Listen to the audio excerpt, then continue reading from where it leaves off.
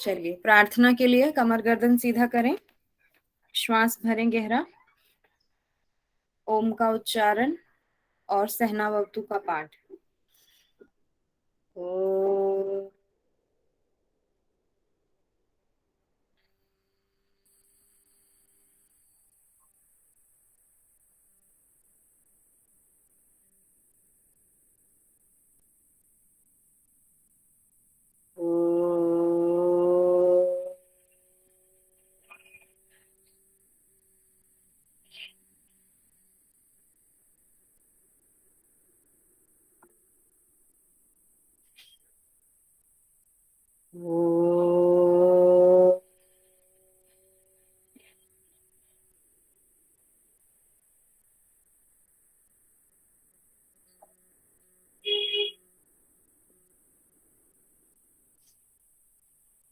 सहनां भवतु, सहनौ भुनक्तु, सह वीर्यं करवावहै, तेजस्विनावधीतमस्तु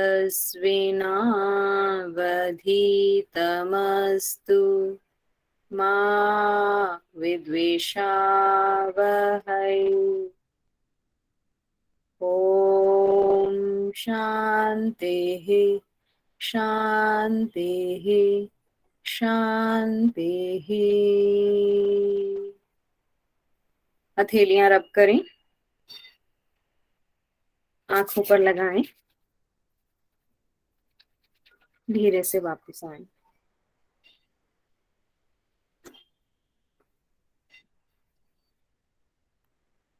तो शक्ति चालन आज शुरू करना है, चैप्टर 2 का।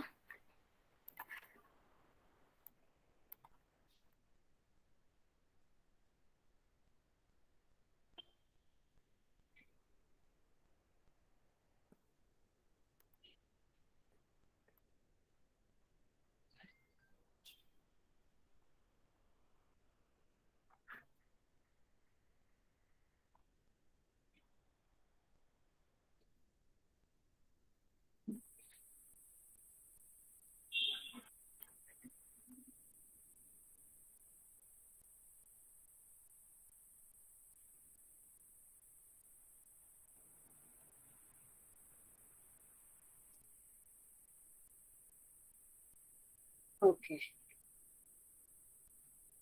अथ शक्ति चालनम। देखते हैं क्या लिखा है। पुच्छे प्रग्रह्य भुजंगी भुजर्गी, सुप्ता मुदबोध येदभि, निद्रां विहाय सा ऋज्वी, ऊर्ध्वं मुत्तिष्ठत्ये हठात। जिस प्रकार सोती हुई सर्पिणी, भुजर्गी को यहाँ पर सर्पिणी बोला है, मतलब भुजंग जैसे सांप को बोलते हैं, तो भुजंगी या भुजर्गी लिखा है यहाँ पर। सर्पिणी को पूंछ पकड़कर खींचने पर, पुच्छे प्रगह्य, थोड़ा सा संस्कृत के शब्दों पर भी ध्यान देना। पुच्छे पूंछ के लिए, प्रगह्य पूंछ पकड़कर खींचने पर यह अचानक ऊपर उठती है। मतलब सुप्त मुदबोध भी, सोई हुई होती है, अचानक से उठ जाती है। निद्राम विहाय सा ऋज्वी, ऊर्ध्वम तिष्ठते हठात। उसी प्रकार से कुंडलिनी को जगाने पर भी यह निद्रा छोड़कर अचानक ऊपर उठ पड़ती है। उदाहरण भुजंगी के माध्यम से, सर्पिणी के माध्यम से दोनों में सिमिलैरिटी बताई है कि जैसे भुजंगी को पूंछ पकड़कर खींचते हैं तो वो उठ जाती है अचानक से, उसी प्रकार से कुंडलिनी को जगाने पर वो सोई हुई होती है, निद्रा को छोड़ के अचानक ऊपर उठ जाती है। द्वादश अंगुल दैर्घ्यञ्च विस्तृतं च षड् अंगुलम्, हठज्ञैः मृदुलं प्रोक्तं वेष्टानाम्बरल लक्षणम्, वेष्टानाम लक्षणम।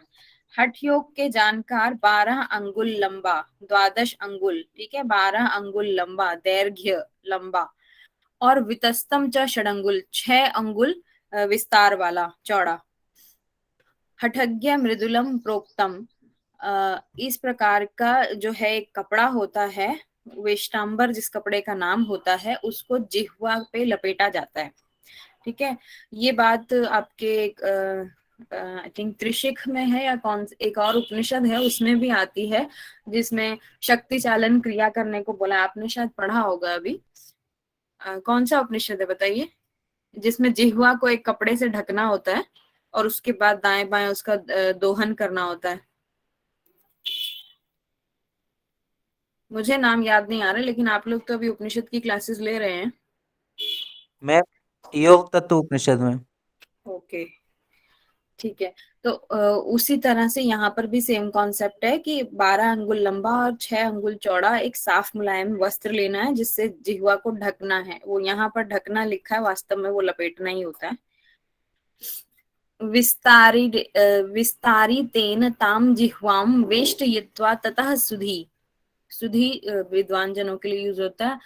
अंगुष्ठ तर्जनीभ्याम, अंगूठे और तर्जनी उंगली के माध्यम से, च हस्ताभ्याम धारये ध्रुवम, हाथ में जिह्वा को पकड़कर उंगली और अंगूठे और तर्जनी उंगली के माध्यम से स्वशक्त्या, जितना सामर्थ्य हो उतनी देर तक चालेद्वाम चलाना है।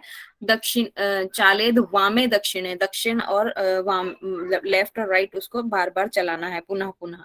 विस्तारितेन ताम जिह्वा, मतलब जिह्वा को जब हमने वो वेष्टांबर वेष्टित्व वेष्टांबर वो कपड़े से जब हमने ढका, तो उसके बाद क्या करना है, दाएं बाएं उसको हमने हिलाना है। पर कैसे हिलाना है, हाथ में जीभ को पकड़ना है, अंगूठे और तर्जनी उंगली से होल्ड करना है और उसके बाद दाएं बाएं बार बार हिलाना है।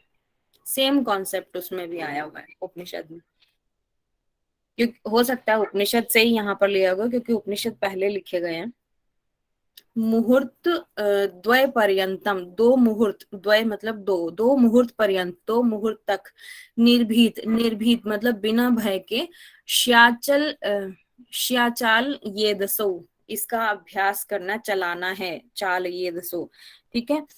ऊर्ध्वम आकृष्यते किंचित सुषुम्णाम कुंडली गताम, कुंडलिनी जो है इससे ऊपर की ओर सुषुम्ना में चली जाती है। ऊर्ध्वम आकृष्यते, ऊपर की ओर चली जाती है। और क्षण मासात यानी कि 6 मास चालने, 6 मास तक चलाने से शक्तिरस्त्यो ऊर्ध्वा भवेत, शक्ति ऊपर उठने लगती है, ऊर्ध्वा भवेत, ठीक है, ऊपर की ओर उठने लगती है शक्ति। सूर्येण पूर्येद्वायुं सरस्वत्यास्तु चालयेत, शब्द गर्भाचालनेन योगी रागै प्रमुच्यते। अब सूर्येण दाई नासिका की बात होती है, और पूर्येद्वायुं उससे पूरक करना है, दक्षिण नासिका से पूरक करना है, और सरस्वत्यातु सरस्वती को चलाना है। सरस्वती यहाँ पर शक्ति के लिए भी यूज होता है, उसमें भी, उस उपनिषद में भी सरस्वती शक्ति के लिए यूज हुआ है, या कुंडलिनी के लिए। देखते हैं अभी आगे क्या लिखा है, उसको चलाना है। शब्द गर्भा चालेन, इसको शब्द गर्भा भी बोला है, वहां पर भी बोला है उपनिषद में भी, शब्द गर्भा उसका दूसरा नाम। शब्द गर्भा को इसको चलाने से योगी रागः प्रमुच्यते, रोगों से मुक्त हो जाता है। मतलब जिह्वा को ही बोल रहे हैं यहाँ पर, या शब्द गर्वा भी जिह्वा को ही बोल रहे हैं, उसको चलाने से, ठीक है। सरस्वती को सक्रिय करना है, कैसे करना है, जब जिह्वा को हम दाएं बाएं घुमाएंगे, तो एक नाड़ी होती है ईड़ा पिंगला, और एक होती है सुषुम्ना, तो सुषुम्ना के साथ ही जो है सरस्वती नाड़ी भी एसोसिएटेड होती है, उसी से जुड़ी हुई होती है। तो जब जिह्वा को बार बार हिलाएंगे, तो उससे सुषुम्ना भी जागृत होगी, और उसके साथ में लगी हुई सरस्वती भी जो है वो भी सक्रिय हो जाएगी, एक्टिव हो जाती है। इस प्रकार योगी रोगों से मुक्त हो जाता है। येन संचालिता शक्ति स योगी सिद्धि भाजनः किमत्र बहुनेक्तेन मृत्युम जयति लीलया।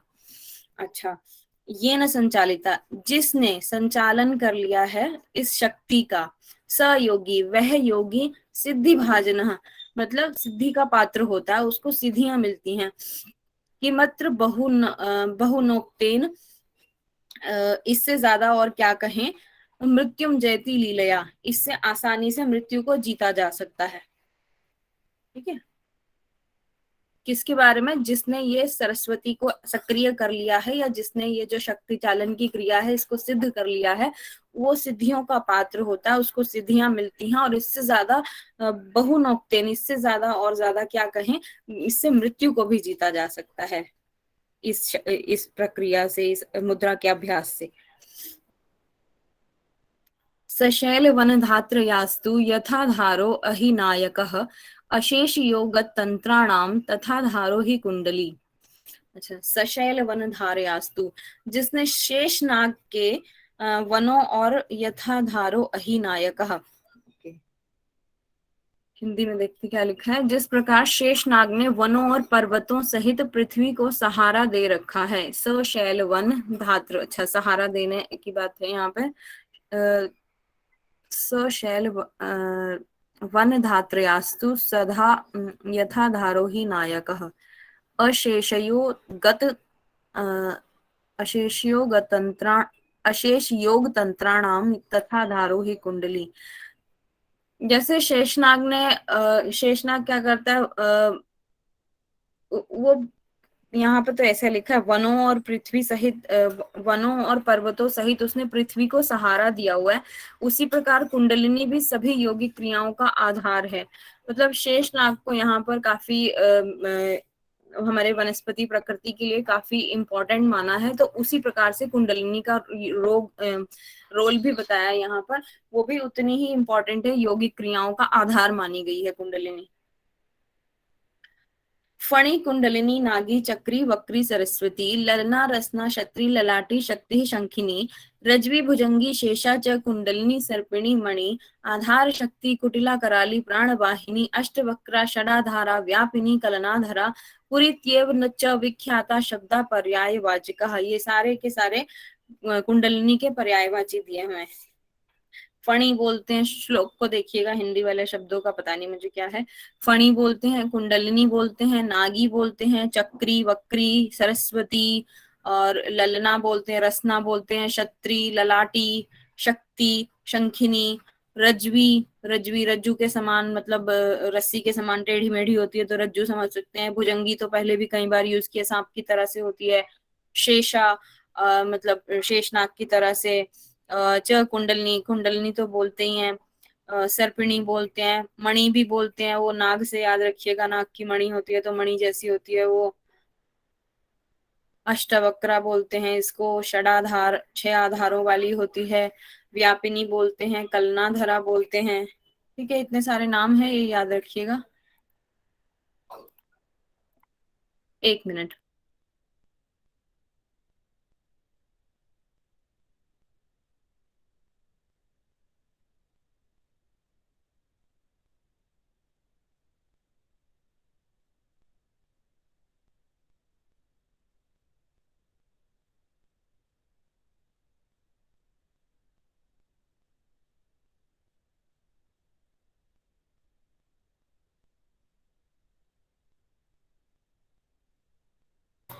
ओके, सो ये सारे आपको पर्यायवाची याद रखने हैं। खेचरी मुद्रा यहाँ से प्रारंभ हो गई है। खेचरी चांतिमा मुद्रा अचिराद ब्रह्मरंध्रगा सुषुम्ना गामृता मूर्ध्वा लंबिका वाचिका स्मृता। अब खेचरी जो है हमारी लास्ट वाली, चा अंतिमा, अंतिम मुद्रा बोला है यहाँ पे इसको, चा अंतिमा मुद्रा, ये अंतिम मुद्रा है। अचिराद ब्रह्म रंध्रगा, जो ब्रह्मरंध्र में प्रवेश कराती है। चिराद मतलब यहाँ पे प्राण बोला है। अचिराद मतलब बिना रुके जल्दी से ब्रह्मरंध्र में प्राण का प्रवेश कराती है। सुषुम्ना गमृता मूर्ध्वा, सुषुम्ना और अमृता और मूर्ध्वा और लंबिका आदि इसके पर्यायवाची शब्द कहे गए हैं। अब खेचरी के भी पर्यायवाची शब्द यहाँ पर क्या क्या है। सुषुम्नाग लिखा है, सुषुम्नग, अमृता मूर्ध्वा और लंबिका, 4 दिए इसके पर्यायवाची, नोट डाउन कर लीजिएगा साथ साथ।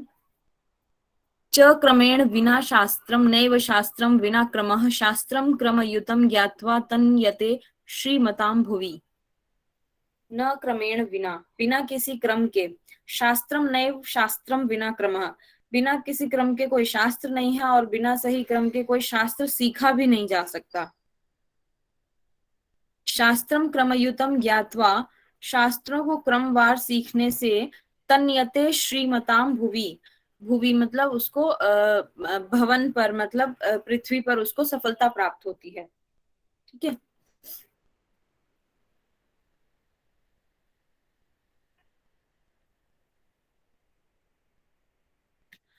जिह्वाकृति निभ, जिह्वाकृति निभम शस्त्रमल्पम तच्छेदने शमम, स्नोहि पत्र निभम बल्यम शस्त्रम कुर्याद्विचक्षणम। जिह्वाकृति निभम, जीभ को क्या बोले हैं कि शस्त्र मल्पम तच्छेदने। अब ये बात कर रहे हैं कि किस तरह के यंत्र से जिह्वा का छेदन करना है, मतलब उसको लंबा करने के लिए हमको किस प्रकार से, खेचरी में जैसे हम जानते हैं कि जिह्वा को थोड़ा थोड़ा सा कुछ कुछ अंतराल के बाद, कुछ कुछ समय के बाद उसको थोड़ा थोड़ा सा जीभ को, रूट जो उसका पार्ट है वहां से थोड़ा थोड़ा सा कट किया जाता है। बहुत मामूली तार या कुछ होता है इंस्ट्रूमेंट, उसके बारे में बता रहे हैं कैसा होता है। तो विद्वान व्यक्ति सभी जीभ की तरह दिखने वाले स्नुही पत्र से तीक्ष्ण शस्त्र बनाए, जो कि जीभ को थोड़ा काट सके। इतना ही इम्पोर्टेंट पार्ट है इसमें याद करने के लिए कि स्नुही पत्र से हमें जीभ को काटने वाला यंत्र बनाना है। ठीक है, या शस्त्र बनाना है। तीक्ष्ण शस्त्र पहना ताकि उससे हल्का सा ही, मतलब मामूली सा कट देना है, और थोड़ा सा जीभ में एक खिंचाव आ जाता है तो उसको फिर उसके बाद लेपन वगैरह करते हैं, वो सब बताएंगे कैसे करना है। ईड़याः पिंगलयाश्च सुषुम्णायाश्च मध्यमतः प्रज्ञावतांगुलिं दत्त्वा ग्रंथि मध्यम समुच्छिन्नेत। ईड़ा, पिंगला और सुषुम्ना, ईड़ायाः पिंगलायाः सुषुम्नायाः, और के मध्य में, मध्यतः, इनके मध्य में प्रज्ञावता अंगुली, उंगली को हमें प्रवेश कराना है या अंगुली को डालना है। और दत्वा ग्रंथि मध्यम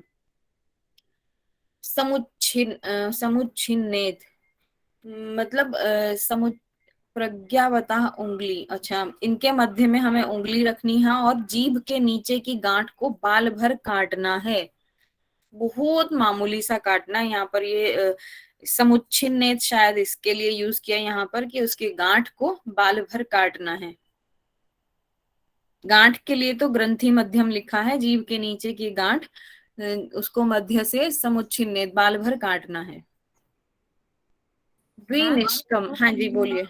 मैम ये जो हाँ, ईड़ा, पिंगला और सुषुम्ना के मध्य में अंगुली रखी मीन्स क्या?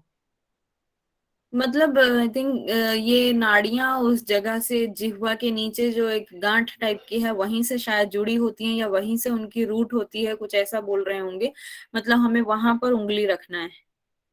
और उस, मतलब आप ये इतना ही ध्यान में रखिए कि हमको जिह्वा को पकड़कर उसको उसकी गांठ को नीचे से, जो एक थोड़ा सा जिह्वा के नीचे एक आप जब जीभ ऊपर उठाते हैं तो नीचे देखते हैं एक थोड़ा सा कैसे बोलूं मैं, एक फील करेंगे कि थोड़ा सा यहाँ पे कुछ एरिया है जहाँ पे अंदर कुछ नसें वगैरह हैं। ठीक है, आप अपनी जीभ उठाकर उसके नीचे हाथ रख के देखिए कि हमारी जीभ उतनी ऊपर नहीं उठती है जितनी कि हमें खेचरी के लिए जीभ बाहर निकालनी होती है, टंग को रोल करना होता है पूरा ऊपर। तो उस प्रक्रिया को करने के लिए हमें टंग का जो रूट वाला पार्ट है उसको बहुत महीन महीन काटना होता है थोड़े थोड़े दिन के अंतराल पे। वो सारा यहाँ पे आगे बता रहे हैं।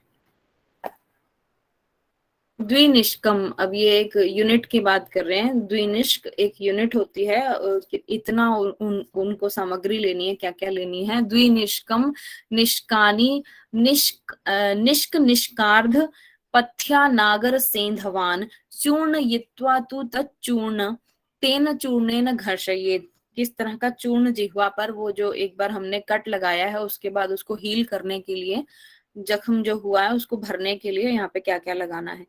दो निष्क, एक निष्क यहाँ पर कुछ ग्राम के हिसाब से होता है। वो अभी यहाँ पे मैंने मेंशन नहीं किया हुआ, मैं बता दूंगी आपको कितने ग्राम होता है। दो निष्क आई थिंक 25 ग्राम के बराबर होता है। उतना हरड़, और एक निष्क सौंठ, नागर सौंठ को बोला जाता है। तो और सेंधव यानी के सेंधा नमक, आधा निष्क, अच्छा, दो निष्क हरड़ का पाउडर लेना है, एक निष्क सौंठ का और आधा निष्क सेंधा नमक। इन तीनों को मिलाकर चूर्ण, चूर्ण यित्वा, चूर्ण में बदल लेना है। और तत्चूर्ण उस चूर्ण को चूर्णेन तेन चूर्णेन घर्षयते, उस घर्षयेत मतलब जीभ पर उस चूर्ण को रगड़ना है। ठीक है। पूर्वोक्तेन प्रकारेण शक्ति चालनम आचरेत, पूर्व में बताई गई प्रक्रिया शक्ति चालन है। और गोदोहनम तथा तद्वत् शक्ति चालनाच अरेत, पुनः सप्त दिने, 7 दिन बाद करना है, दोबारा रिपीट, पुनः सप्त दिने प्राप्ते तिल मात्रम समुच्छिन्नेत, अब फिर तिल भर काटना है, तिल मात्रम समुच्छिन्नेत। ठीक है। जो शक्ति चालन का अभ्यास हमने अभी ऊपर बताया है, जो ऊपर प्रैक्टिस बताई है, इसको शक्ति चालन बोला जाता है। इसका अभ्यास करना चाहिए कि और गाय के गोदोहनम, गाय के दोहन की तरह, जैसे गाय के थन से दूध को धीरे धीरे दोहा जाता है, उस दोहन की तरह से जीभ का भी दोहन करें। गाय के थन को जैसे हल्के हल्के दूध निकालने के लिए प्रेस किया जाता है ऊपर नीचे, उसी तरह से अपनी जिह्वा को भी सेम उसी टेक्निक से हम ऊपर मतलब थोड़ा सा खींचें उसको। ठीक है। उसके बाद 7 दिन बाद फिर से जीभ को तिल भर काटना है। छेदेन आदि क्रमेणेव यावद् भूमध्यगा भवेत् तावत् शनैः प्रकर्तव्यम् श्रीनिवासस्य भाषणम्। श्रीनिवासस्य भाषणम्, श्रीनिवास जी का ऐसा कथन है। कैसा कथन है? छेदनादि क्रमेण, अब छेदन की प्रक्रिया को यावद् भ्रूमध्यगा भवेत्, अच्छा, इसको यहाँ पर कह रहे हैं कि बहुत सावधानी पूर्वक करना है ताकि भ्रू मध्य केंद्र को जीभ हमारी स्पर्श कर सके। जो हमने छेदन किया, छेदनादि क्रमेण, छेदने के क्रम से क्या हो, भूमध्यगा, जीभ हमारी भ्रू मध्य में अच्छा, मतलब इतना ज्यादा हमें जीभ को धीरे धीरे 7-7 दिन बाद रिपीट करके काटना है कि जीभ हमारी जो है हमारे आईब्रो सेंटर के बीच तक पहुंच जाए, जब हम उसको बाहर निकालें और रोल करें, तो इतना इतना हमको उसको ऊपर लेकर आना है। ऐसा बताया श्रीनिवास जी ने। बाप रे। परमेश्वर प्रोक्त खेचरी नाम पटले तु स्नोहि पत्र निभम शस्त्रम सुतीक्ष्णम स्निग्ध निर्मलम समनायाम तु जिह्वायाम रोम मात्रम समुच्छिन्नेत। मतलब परमेश्वर प्रोक्त, परमेश्वर के ने ऐसा बताया है। खेचरी पटल नाम, खेचरी पटल नाम की पुस्तक है, उसमें परमेश्वर ने ऐसा बताया है कि स्नोही पत्र निभम शस्त्रम, स्नोही पत्र का जो शस्त्र है कैसा होना चाहिए, सुतीक्ष्णम, स्निग्ध और निर्मल। तीक्ष्ण यानी कि तीखा होना चाहिए, काटने के लिए पैना होना चाहिए। स्निग्ध यानी चिकनाई युक्त होना चाहिए। निर्मल यानी कि सॉफ्ट भी होना चाहिए। समनायाम तु जिह्वायाम रोम मात्रम समुच्छिन्नेत, उससे जीभ को जो है रोम मात्र काटना है, मतलब रोम मतलब बाल के लिए यूज करते हैं, बाल भर उसको काटना है। इस तरह का जो स्नोही पत्र का जो शस्त्र लेना है हमें, वो शस्त्र कैसा होना चाहिए, तीक्ष्ण हो, सुतीक्ष्ण, स्निग्ध, निर्मल, चिकनाई युक्त हो और निर्मल, ऐसा होना चाहिए। कहाँ बताया? खेचरी पटल में। किसने बताया? परमेश्वर ने। रोम मात्र छेदने न विलंबेन ही लंबिका, लंबिका जिह्वा के लिए यूज किया। हृदय ग्रंथ काराणाम आकुतम भणितम मया,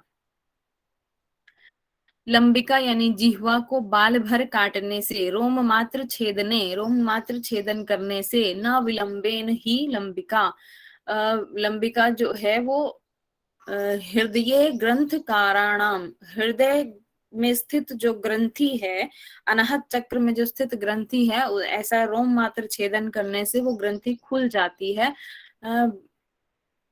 ऐसा मैंने बताया है। अब ये ऐसा मैंने बताया वाला भणितम मया मतलब मेरे द्वारा ऐसा भणित किया गया है, बोला गया है। श्रीनिवास जी बोल रहे हैं। दत्तात्रेय यस्तु, अब दत्ता दत्तात्रेय अस्तु, यहाँ पर ये दत्तात्रेय अस्तु का मीनिंग लिखा नहीं हुआ है। यह हो सकता है कि दत्तात्रेय ने ऐसा बताया है। कपाल कुहरे जिह्वा प्रविष्टा विपरीतगा भुवोरंत भुवोर अंतर्गा दृष्टि मुद्रा भवती खेचरी। अच्छा, कपाल कुहरे मतलब जो हमारा तालू वाला पार्ट है वहां पर जिह्वा को प्रविष्ट कराना, विपरीत विपरीत उल्टा करके जीभ को कपाल के अंदर टंग को रोल करना है। और भुवे भुवो अंतरगा, और फिर दृष्टि को जो है, दृष्टि मुद्रा भुवोर अंतर्गता, दृष्टि को भ्रू मध्य पे लगा देना है। भवती खेचरी, यह खेचरी कहलाती है। न रोगो मरणम तस्य न निद्रा न शुद्धा तृषा। अच्छा, ना रोग इससे होता है, ना मृत्यु आती है, ना निद्रा लगती है, ना शुद्धा यानी कि भूख प्यास भी नहीं लगती, शुद्धा तृषा। न च मूर्छा भवेत् तस्य, और मूर्छा भी नहीं आती। यो मुद्राम वेत्ति खेचरम, ऐसी जो है वो खेचरी मुद्रा का अभ्यास करने से होता है। ठीक है, खेचरी मुद्रा वाले करने वाले को क्या क्या नहीं होता, उस साधक को रोग भी नहीं लगता, मृत्यु भी नहीं लगती, निद्रा भी नहीं सताती, शुद्धा भूख भी नहीं, तृषा प्यास भी नहीं, और उसको मूर्छा भी नहीं आती है। पीड़यते न स रोगेण लिप्यते न च कर्मणा बाध्यते न च कालेन यो मुद्राम वेत्ति खेचिरम। पीड़यते मतलब पीड़ित नहीं होता, पीड़यते न, स रोगेण वो किसी रोग से पीड़ित नहीं होता, लिप्यते न च कर्मणा किसी कर्म के बंधन में लिप्त नहीं होता, बाध्यते न च कालेन उसको काल भी नहीं बांध सकता, यो मुद्राम वेत्ति खेचरम, उसको जो इस मुद्रा को जो है यो मुद्राम वेत्ति खेचरम मतलब जो इस मुद्रा का अभ्यास करता है। बहुत सारे बेनिफिट्स बता रखे हैं, ऊपर वाले में भी बताया, यहाँ पर भी बोल रहे हैं कि उसको कोई रोग पीड़ित नहीं करता, वो किसी कर्म में लिप्त नहीं होता, उसको कोई काल भी बांध नहीं सकता, मतलब उसको न बाध्यते च कालेन, वो काल से भी बंधा हुआ नहीं है। हठ प्रदीपिका याम, अब हठ प्रदीपिका में जो बताया गया है उसको बता रहे हैं, लेकिन ये मत समझिएगा कि ये इस बुक का श्लोक है, लेकिन हठ प्रदीपिका के अनुसार जो कहा है वो इस बुक में एज इट इज लिखकर ये अब उनका मत प्रेजेंट कर रहे हैं कि उनके हिसाब से, कि अपने खुद ही अपनी बुक में कंपैरेटिव स्टडी दे रहे हैं। छेदन चालन दोहै कलाम क्रमेण वर्धये तावत, यावदियं भ्रू मध्ये स्पृशति तदानीम खेचरी सिद्धि। हठ प्रदीपिका में बताया है कि छेदन चालन दोहन, काटना, चालन करना, और गाय के दूध की तरह मतलब गाय के थन की तरह इसका दोहन करना, इन तीनों क्रियाओं से कलाम क्रमेण वर्धये तावत, इन तीनों क्रियाओं को क्रम से करने से जीव वर्धये तावत जीव को बढ़ाने से मतलब लंबा करने से, इससे यावद भीयम भ्रू मध्य जीव जो है वो भ्रू मध्य में स्पर्शति तदानिम स्पर्श कर जाती है, तदानिम खेचरी सिद्धि, इसी को खेचरी कहते हैं। ठीक है,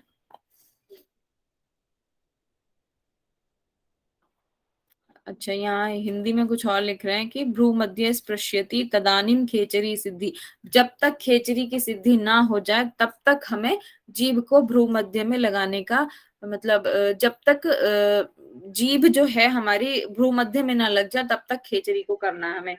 ठीक है, काटन चालन दोहन तीनों क्रियाओं द्वारा जीभ को बढ़ाते रहना चाहिए तब तक जब तक वह भ्रू मध्य को स्पर्श ना कर ले। छेदनस्य प्रकारोक्तेर भवान्ता भवान् मूढ़ता यतः साधारण उक्त्या दुर्बोध अनांगीकार्यमिदं मतम्।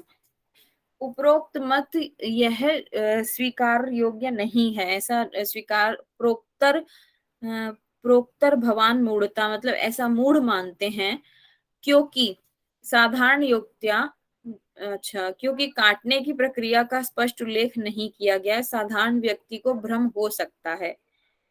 अच्छा मतलब ऐसी प्रैक्टिस के लिए यहाँ पर बोल रहे हैं कि इस मत को जो ऊपर जो बताए गए हैं तीन क्रम छेदन चालन दोहन, इसको जो है स्वीकार करने योग्य यह मत नहीं है, थोड़ा डाउट है इसमें, क्योंकि काटने की प्रक्रिया का स्पष्ट उल्लेख नहीं है, कैसे काटा जाना चाहिए, यह हठ प्रदीपिका के अनुसार बता रहे हैं कि मतलब हठ रत्नावली में तो उन्होंने बता दिया कैसे कैसे काटना है, लेकिन हठ प्रदीपिका में वो कंपैरेटिव करके बता रहे हैं कि उन्होंने नहीं लिखा है कि कैसे काटना है, तो इसमें संशय हो सकता है, इसलिए साधारण व्यक्ति को इसमें भ्रम हो सकता है। तो ये बोल रहे हैं हठ प्रदीपिका का ये मत स्वीकार्य नहीं है। किसको? श्रीनिवास जी को। गुरु दर्शित मार्गेण संकेतः कथ्यते मया संकेत श्रृंखला भवे खेचरी तू कथम भवेत। गुरु गुरु दर्शित मार्गेन, गुरु के दिखाए हुए मार्ग के अनुसार संकेत कर रहा हूँ। ठीक है, संकेत कथ्यते मया, मया मतलब मैं संकेत कह रहा हूँ, कथ्यते बता रहा हूँ। संकेत श्रृंखला भवे खेचरी तो कथम भवेत, संकेत और श्रृंखला इन दोनों को छोड़ते हुए श्रृंखला भवे खेचरी कैसे सिद्ध होती है। अच्छा, अब अगले स्ट्रोक में इसकी एक्सप्लेनेशन देंगे, क्या बता रहे हैं, संकेत का लक्षण क्या है, क्योंकि ऊपर बता रहे हैं कि मैं संकेत का वर्णन कर रहा हूँ और आगे संकेत बताए जा रहे हैं कि संकेत से कैसे सिद्ध होती है खेचरी। सर्पाकारम सवलयम श्रृंखलाद्वय सेवितम सखर सखर परम षड्वितस्ति, उसके परिमाप की बात हो रही है, षड्वितस्ति दैर्घ्यम, उसको लंबा करना है। संकेत लक्षणम, यही संकेत लक्षण है। लंबिका मतलब जीभ को अभ्युदय कारिणी विदु।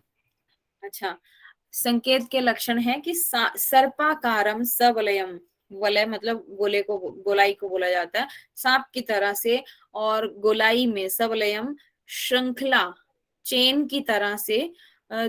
श्रृंखला द्वय लिखा है, द्वय सेवितम दो श्रृंखला, और खर सखर परम एक खर पर। अब ये यूनिट दी हुई है यहाँ पे, उसका परिमाप है एक खर पर, और षड वितस्ती 6 वितस्ती लंबा होना चाहिए, ये उसका लक्षण है। ठीक है, खेचरी के लिए। और यह लंबिका को सफलता दिलाती है, अभ्युदय कारिणी में, उसके लिए अभ्युदय कराने वाली, सफलता उसमें दिलाने वाली है, विदु, ऐसा विद्वानों ने बोला है।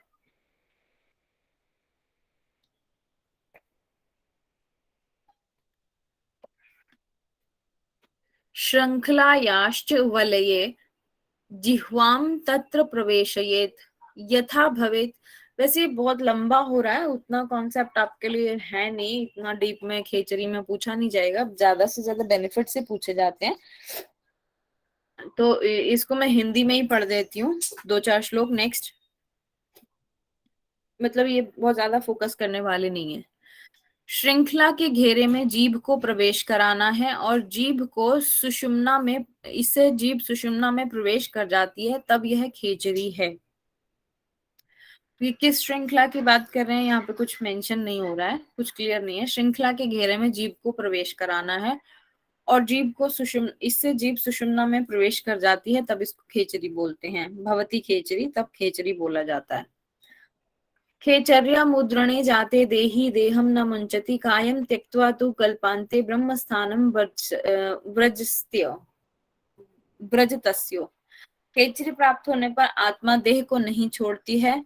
मुद्रणे जाते देहि देहम न मुच्यति, देह को नहीं छोड़ती है, देहम न मुच्यति, अर्थात साधक को कालम त्यक्त्वा तु कल्पान्ते, अकाल मृत्यु उसको नहीं आती है।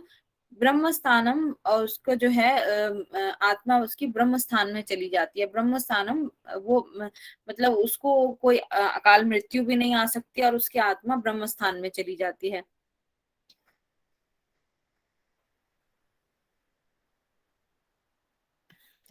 प्राणे सुषुम्ना संप्राप्ते नादम तु श्रुतियेष्टता घंटा दुंदुभि शंखादि वीणा वेणु। अच्छा, ये वाला श्लोक इंपॉर्टेंट है। वीणा वेणु निनादवत तनून पातड़ी तारे शम पवनो ओपम। ओके, सुषुम्ना में जब प्राण चला जाता है तो क्या बोल रहे हैं कि समाप्ते अष्टधा, मतलब 8 प्रकार का नाद सुनाई देता है। नादम तु श्रूयते अष्टधा, 8 प्रकार का नाद सुनाई देता है। और इसमें क्या क्या नाद है ये नाम बताए रहे हैं कि घंटा, दुंदुभी, शंख, वीणा, वेणु, और वेणु निनाद, निनाद बांसुरी को बोला है यहाँ पे हिंदी में, और निनादवत, और तनुपात, तनुपात जो लिखा है ये छोटी घंटी के लिए लिखा है। और पातड़ तारे शम पवनो अपम, हिंदी में देख लेते इसको क्या लिखा है।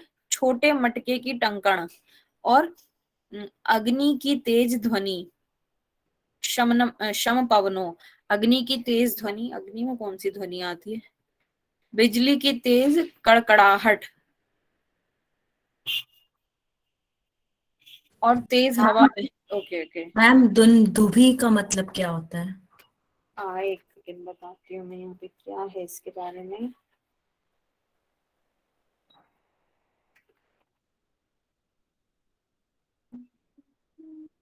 सबसे जालिम क्षण,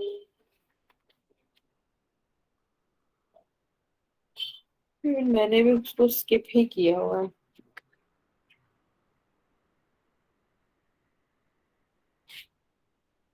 क्योंकि ये पूरा प्रदीपिका का ही पार्ट है, इसको तो हम हट प्रदीपिका में ऑलरेडी। ढोल बोला जाता है ना मैडम शायद, क्या, ढोल बोला जाता है शायद। ढोल दुंदुभी को? हाँ क्योंकि जी मैंने यहाँ मैम, पे ये भी दुंदुभी एक इंस्ट्रूमेंट है, ढोल या फिर वो बड़े बड़े नगारे जैसे होता है ना, हाँ नगारे नगारे वैसे है। एक इंस्ट्रूमेंट होता है ये। अच्छा अच्छा, एक सेकेंड, अगर मैंने खुद से अपना लिखा होगा तो मैं चेक करके बताती हूँ।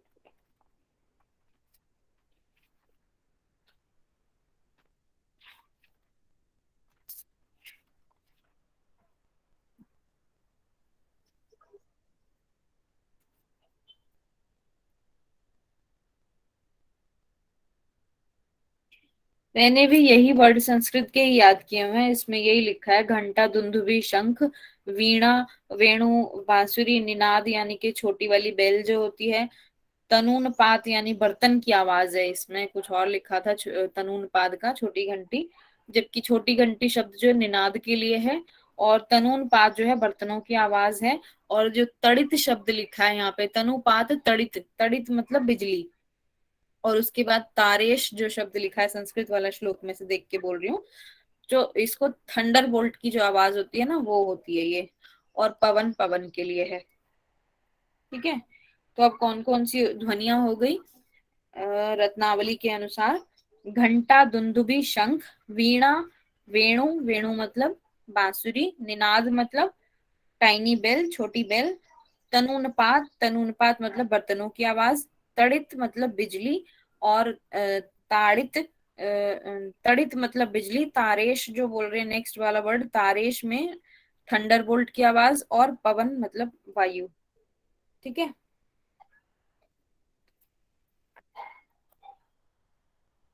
वासुक्याद्यश्च नागेश्च तक्षक तक्षके नाथवा पुनः दष्टस्य योगिनो देहे न विषम कर्तु महति। इसमें सिर्फ इतना ही जानने योग्य है आपके लिए कि वासुकी और तक्षक जो नाग होते हैं, वासुकी और तक्षक इत्यादि नाग होते हैं, उनके विष का भी प्रभाव नहीं पड़ता। ठीक है, उत्कलोलकलामृतं च विमलं धारामृतं यः पिबेत् निर्दोषः स मृगाल कोमल तनुर्योगी चिरं जीवति। अच्छा, योगी जो चंद्र से स्त्रावित होने वाले अमृत का रसपान करता है, कल भी बताया था, जो तालू के ऊपर एक जगह है, वहां से अमृत का स्राव होता है। जब उस विपरीत करणी मुद्रा के बारे में आया था, तो हमने पढ़ा था कि जब हम उल्टा हो जाते हैं, चंद्रमंडल हमारा नीचे हो जाता है, सूर्यमंडल ऊपर हो जाता है, इस टाइप से, तो उसमें हम रस को जो है नीचे गिरने से बचा लेते हैं, हम रिवर्स फॉर्म में आ जाते हैं तो। ठीक है, तो उससे होता क्या है, रोगों से मुक्ति होती है और लंबी आयु प्राप्त करता है वो, उसका शरीर कमल के तने की भांति निर्मल हो जाता है, कोमल तनुर योगी चिरम जीवती। ठीक है, चिरम जीवती लंबी आयु जीता है। ठीक है, और कोमल तनु योगी कोमल के मतलब कमल के तने के समान हो जाता है। बस यही दिया। सेवन्ते यदि लंबिका ग्रमनिशम जिह्वा रस्य रसस्य रसस्यन्दिनी सक्षारा कटु तिक्त दुग्ध सदृशम मध्य वाज्य तुल्यम सदा यदा, सॉरी, लंबी जिह्वा का जब निरंतर स्पर्श होता है तो कपाल कुहर यानी कि जो तालू के ऊपर वाली एरिया है, उसको तब उसे नमकीन, तीखा, खट्टा, दूध, शहद और घी आदि स्वाद हमें अनुभव होते हैं।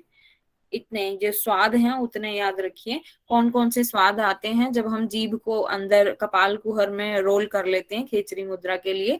तो नमकीन स्वाद आता है हमें। संस्कृत वाला भी देखें, कटु, तिक्त, दुग्ध सदृशम, सक्षारा मतलब नमक वाला, कटु मतलब तीखा, तिक्त मतलब खट्टा, दुग्ध मतलब दूध जैसा, और सदृशम मधवा जातुल्यम, मधु मतलब शहद, और अज्य मतलब घी के लिए होता है। तो इस तरह के हमें टेस्ट मुंह में आते हैं।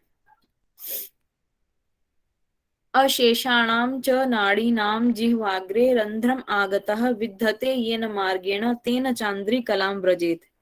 सभी नाड़ियों का आधार जिह्वा के सिरे से जुड़ा हुआ है, जो टंग के नीचे रूट वाला पार्ट है, वहां से सभी नाड़ियां जुड़ी हुई हैं। इसीलिए उस श्लोक में पीछे जो एक श्लोक था ना, ईड़ा पिंगला और सुषुम्ना को पकड़ने के लिए, तो वो जिह्वा का उसी एरिया को पकड़ने के लिए, रूट वाला एरिया को पकड़ने की बात होगी, ऐसा समझ सकते हैं। तो जहां से साधक अमृत रस का अनुभव करता है, सारे टेस्ट हमें वहीं से आते हैं, जिह्वा के नीचे जो रूट वाला पार्ट है।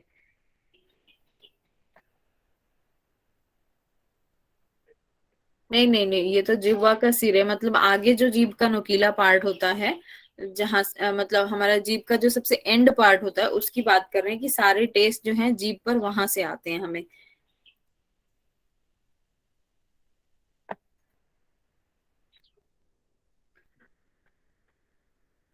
कन्यावाद अखिलावाद सवादादि सिद्धयः योगिनः संप्रवर्तन्ते तेषां वज्रोली खेचरी।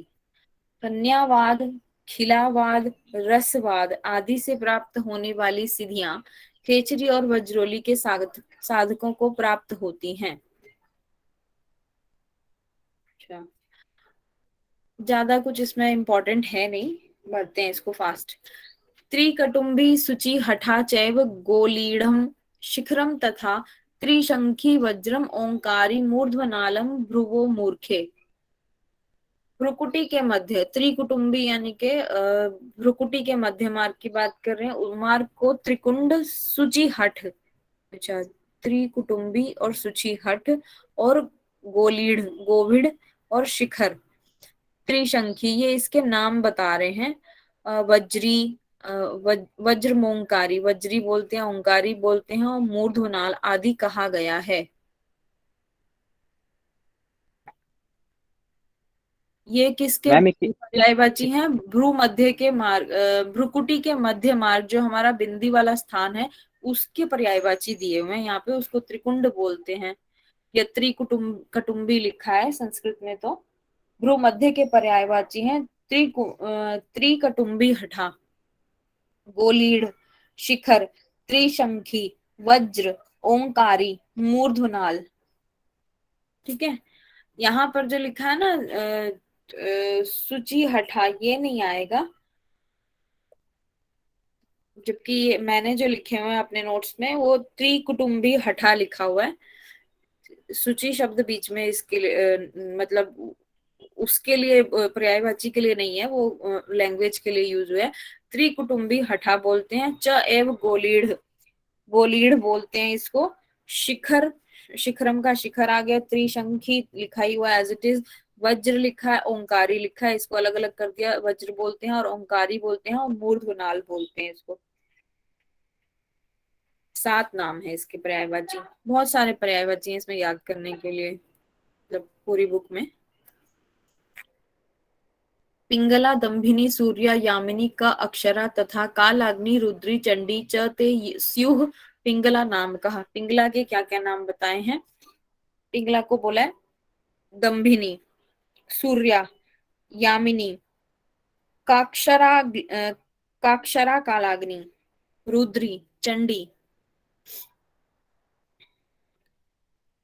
मतलब आप अलग से वो पर्यायवाची अपना याद करने के लिए एक टेबल बना लीजिएगा। ईड़ा के, पिंगला के, सुषुम्ना के, भ्रू मध्य के, कुंडलिनी के, खेचरी के, शक्ति चालन के, बहुत सारे हैं इसमें। ईड़ा, चंद्रा, सिनीवाली, गंगा, चामर बोधिता, चामर बोधिता। ईडाया वाचका शब्दा पर्यायेण प्रकीर्तिता। अब ईड़ा के पर्यायवाची क्या है? चंद्रासिनी वाली, गंगा और चामर बोधिता। इसको बोला है चंद्रासिनी वाली, गंगा और चामर बोधिता। तीन शब्द बताए हैं ईड़ा के लिए। ईड़ाया वाचिका, ईड़ा के ये पर्यायवाची हैं। यहाँ पर चार लिख दिए हैं, पर ये एक दो तीन चार, यहाँ तो पांच लिख दिए हैं, पर इतने नहीं है, वो गलत लिखा हुआ है हिंदी में। चंद्रासिनी बोला है, गंगा बोला है और चामर बोधिता, तीन नाम है।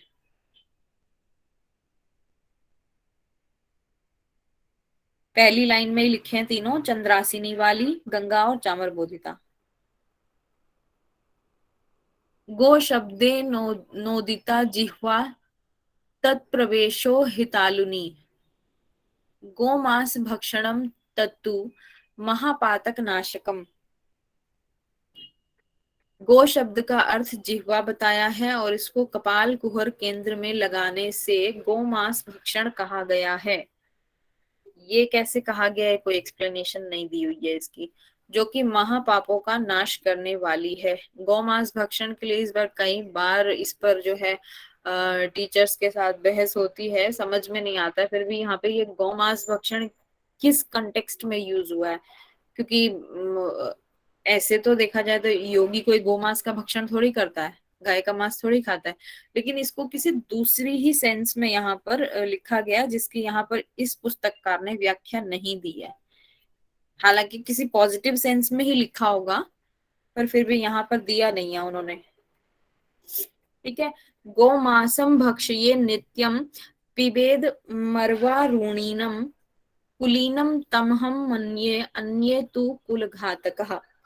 मैं उस कुलीन को मानता हूँ जो गोमांस का भक्षण करता है, मैं उसे कुलीन मानता हूँ।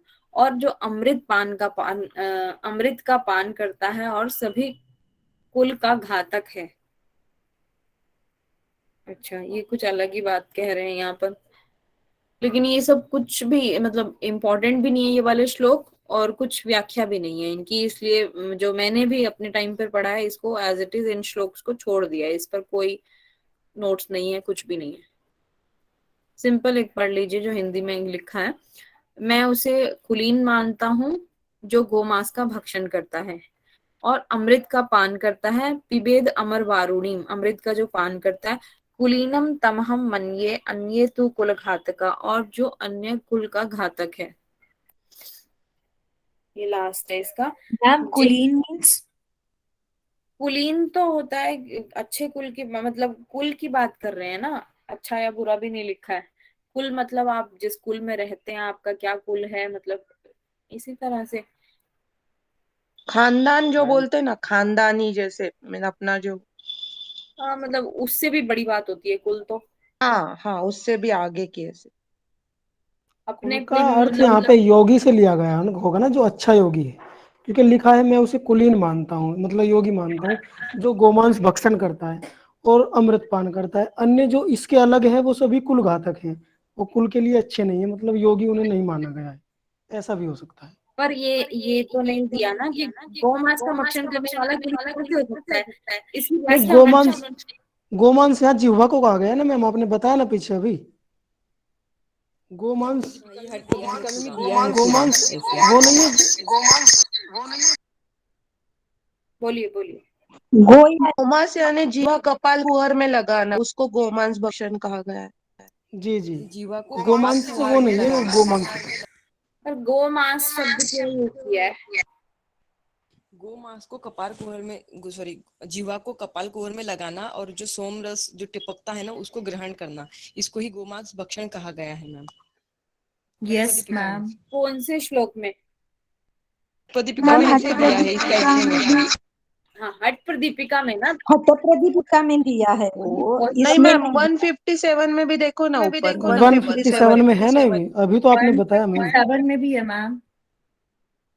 गौ का शब्द यहाँ पर दिया है जिह्वा, इसको कपाल कुहर में लगाने को गोमांस भक्षण कहा है।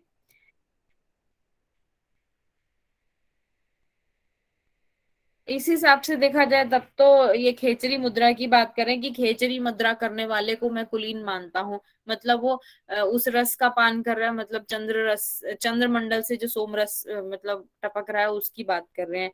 अन्य सभी जो मतलब और जो लोग इसकी प्रैक्टिस नहीं करते हैं, ऐसा खेचरी मुद्रा नहीं करते, वो कुल के घातक हैं।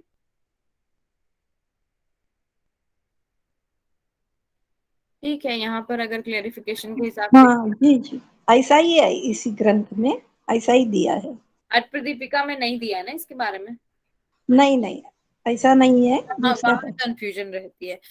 उसका मतलब कि हट प्रदीपिका वाली बुक का जो एक्सप्लेनेशन है खेचरी का, वो हमें यहाँ पर उसका मिल जाता है कि वहां पर गोमांस भक्षण क्यों बोला है, तो हट रत्नावली के रेफरेंस से हम उसको जान सकते हैं। जिह्वा प्रवेश संभूत वह्नि नोत्थापितः खलु चंद्रात स्रवति यह सारः सा स्यादम अमर वारुणी।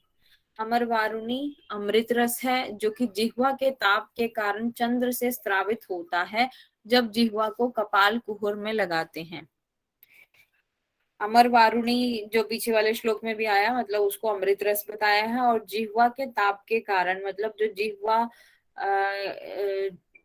मतलब जिह्वा की गर्मी से जो चंद्र रस पिघल कर जो स्रावित होता है, उसको जब हम कपाल कुहर में लगा देते हैं, ऐसा ही बोला है। पर क्यों ऐसा करते हैं ये नहीं लिखा है। अमर वारुणी अमृत रस है जो कि जिह्वा के ताप से चंद्र से स्रावित होता है जब जिह्वा को। सिर्फ एक सिंपल बात कही है, कोई एक्सप्लेनेशन की बात नहीं है यहाँ पर, कि वो जो अमृत रस टपक रहा है वो अमर वारुणी शब्द यहाँ पर उसके लिए दिया है, और वो जिह्वा के ताप से स्रावित होता है, चंद्र से स्रावित होता है, तालु के ऊपर जो स्थान होता है वहां से, जब जिह्वा को हम कपाल कुहर में लगाते हैं।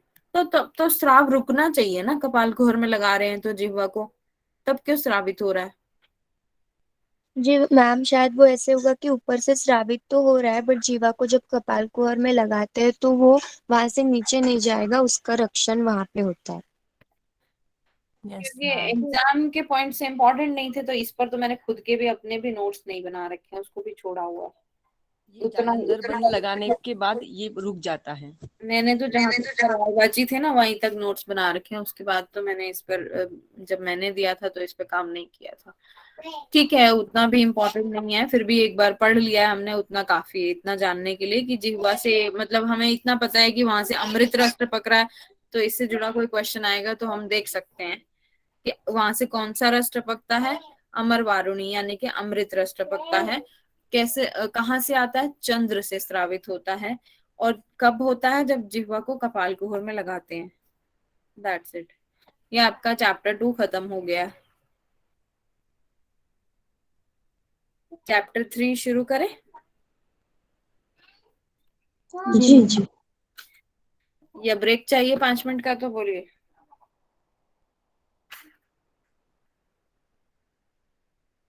चलिए, तृतीय उपदेशः अथ अष्टांग योग। अब अष्टांग योग का वर्णन आ रहा है। अथा तो अष्टांग योगा नाम स्वरूपम किंचित उच्यते। बहवो योगिनः सिद्धा अंगेरेतेश्च शोभने। अब अष्टांग योग के स्वरूप को मैं बता रहा हूँ। बहुत से योगियों ने, बहुवो योगिनः बहुत से योगियों ने सिद्धा अंगेर तेष्ट शोभने, इसे योग के अंगों का अभ्यास करके इससे सिद्धियां प्राप्त की हैं। ठीक है। दूसरा तीसरा कंबाइंड श्लोक है। मनः प्रसाद संतोषो मौनम इंद्रिय निग्रह दाक्षिण्य आस्तिक्य आर्जवम। अच्छा, यहाँ पर बता रहे हैं ये यम नियमों के बारे में, कौन कौन से हैं इसमें। आर्जवम, मार्दवम, क्षमा, भाव शुद्धि, भाव शुद्धिर हिंसा च ब्रह्मचर्य स्मृति धृति इत्यम आदश्चान्ये मानसा नियमा स्मृता। मानस यानी मन के जो नियम है, मानस नियम यहाँ पे बताए हैं। और ये कितने हैं संख्या में? देखो यहाँ जो हमने पीछे एक लाइन पढ़ी थी, और बहुत जगहों पे ये कंफ्यूजन रहता है कि हम 10 मानस नियम और 10 जो है कायिक नियम लिखते हैं, जबकि वो गलत है। इसमें 15 जो है आई थिंक ये मानस नियम है और 14 जो है वो कायिक नियम है। पढ़ते हैं इसको कौन कौन से हैं। एक सेकंड।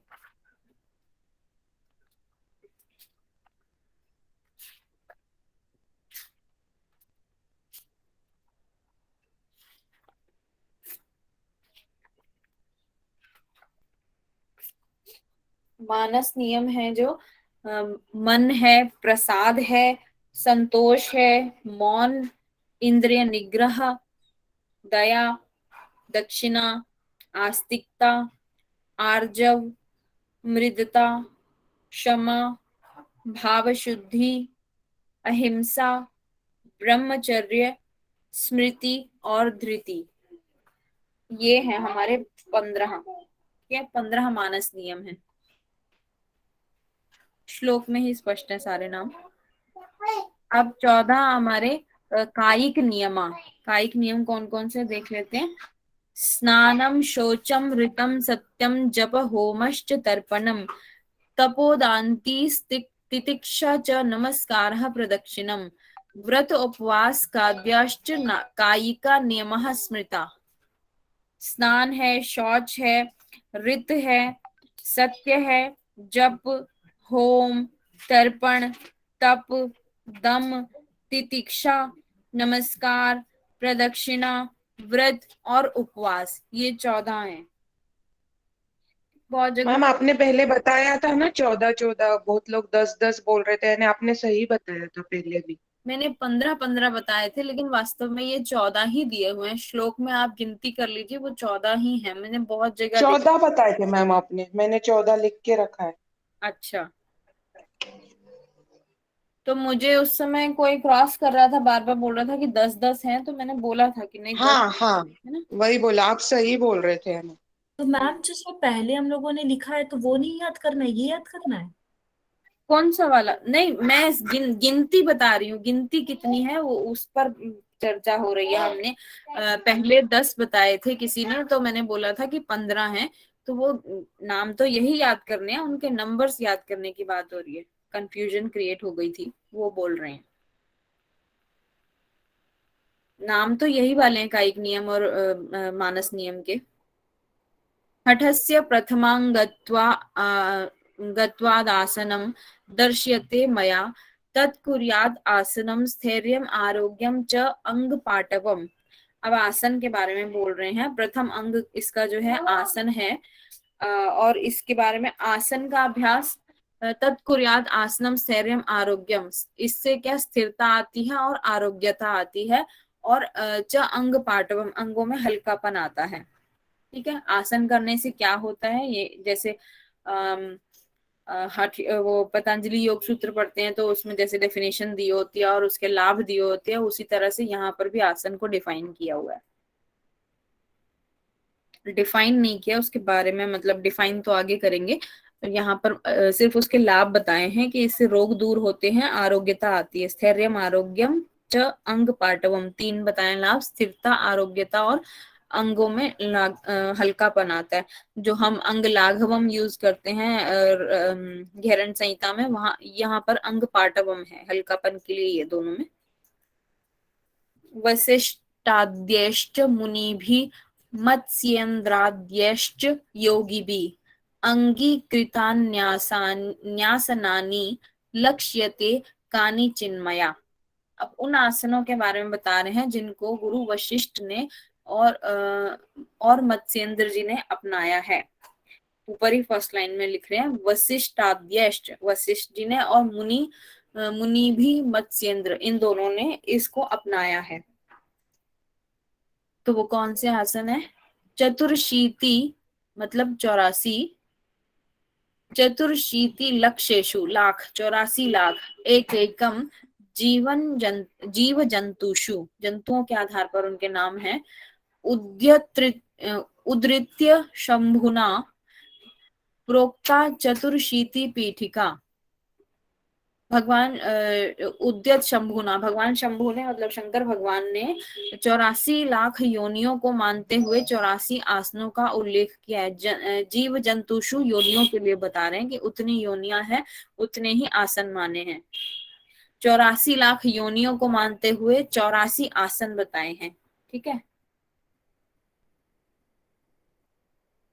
चतुर्शीति पीठेषु केषांचित लक्षणं ब्रुवे आदिनाथ उदिता पीठा देह आरोग्य सुख प्रदा।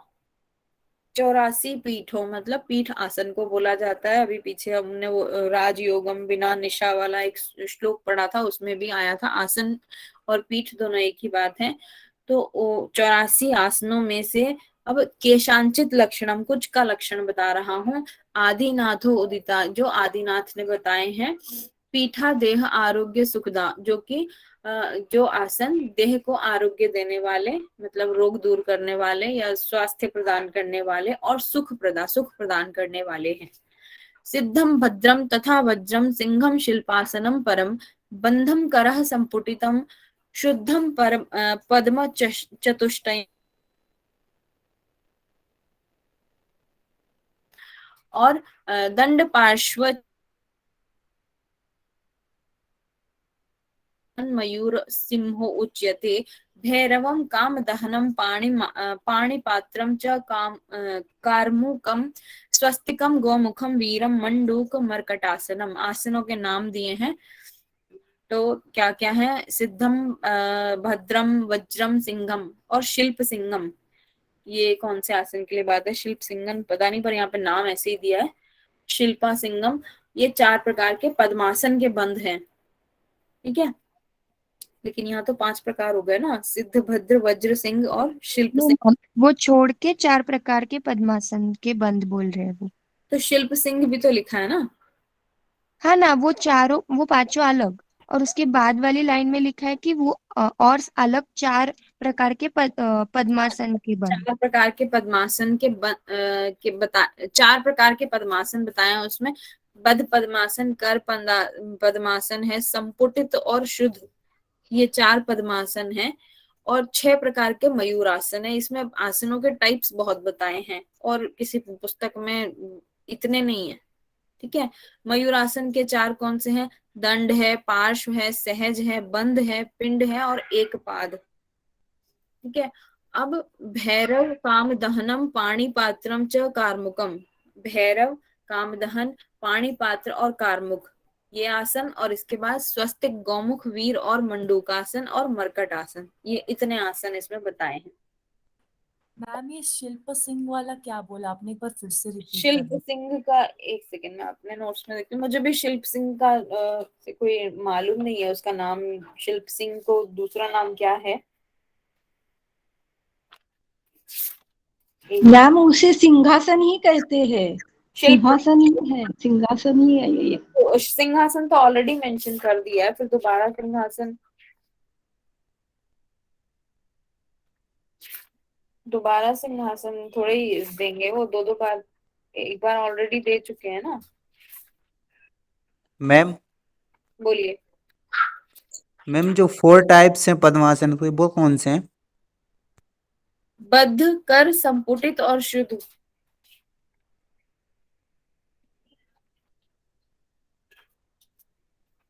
मैम बद या बंद?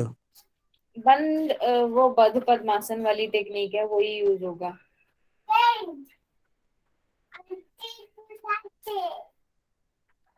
मैम आगे वर्णन है क्या इन सभी आसनों का? तो वहां पे मिल जाएगा शायद।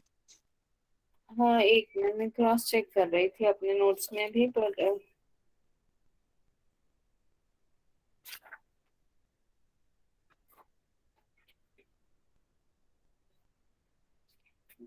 मैंने तो इतना ही लिखा हुआ है। ये सिद्ध, भद्र, सिंह, पद्म, मयूर, पश्चिमोत्तानासन। और ये तो इनकी टेक्निक तो हठ प्रदीपिका के समान ही है। और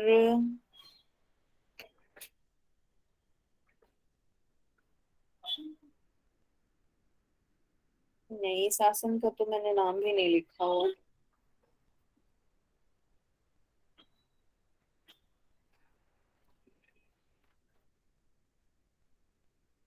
ठीक है, आगे होता है जिक्र तो इसके बारे में देखते हैं, कि मैंने तो इसको लिखा भी नहीं हुआ।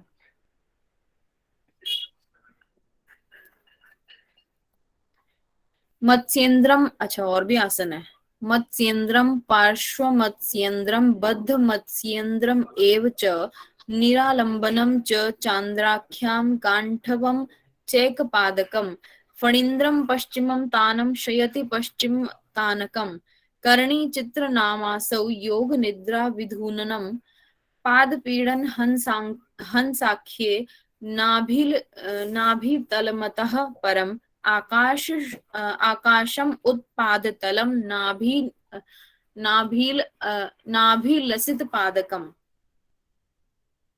ओके, आसनों के नाम और दिए हुए हैं, मत्स्येंद्रासन, पार्श्व मत्स्येंद्रासन, बद्ध मत्स्येंद्रासन, और ये सारे मत्स्येंद्र के प्रकार हैं। ठीक है, कौन कौन से हो गए? 3, मत्स्येंद्र, पार्श्व मत्स्येंद्र और बंध मत्स्येंद्र। यहाँ पर बद्ध लिखा है श्लोक में, लेकिन हिंदी में बंध लिख दिया, तो ये गलत है। ठीक है, और इसके बाद है निरालंब, चंद्राख। चंद्राख कौन सा आसन होता है? कांठव, एक पाद, फणींद्र, पश्चिमोत्तान, शयति पश्चिमोत्तान, सुप्त पश्चिमोत्तान आसन होगा ये, शयित। और इसके बाद करणी नाम का आसन, योग निद्रा, और विधूनम भी। ये सारे कौन कौन से आसनों के नाम है? पाद पीड़न, हंसासन, और नाभि तल, आकाश, उत्पाद तल, नाभि लसित पादकम। इनफैक्ट मैंने तो यहाँ तक याद भी नहीं किया मैं ये सब, क्योंकि ये इतना इम्पोर्टेंट है नहीं, और शायद ये सिलेबस में नहीं है इसका आसनों का पार्ट। एक बार क्रॉस चेक करती हूँ मैं सिलेबस में।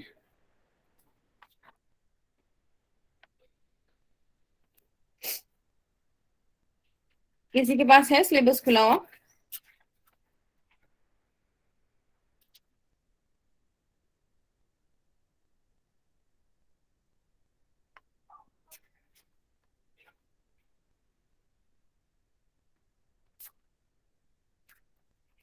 एक बार कोई क्रॉस चेक करके बताइए सिलेबस है तो। इतना पार्ट सिलेबस में आई थिंक है नहीं इसका।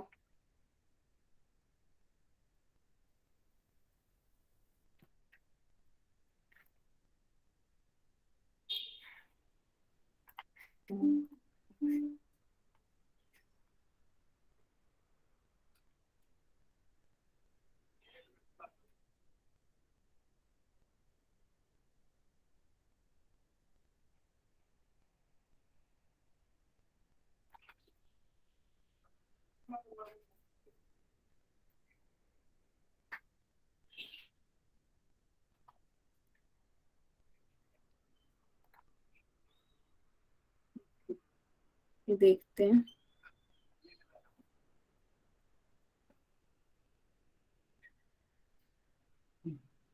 आसनों के बारे में तो पूछते हैं ना मैम।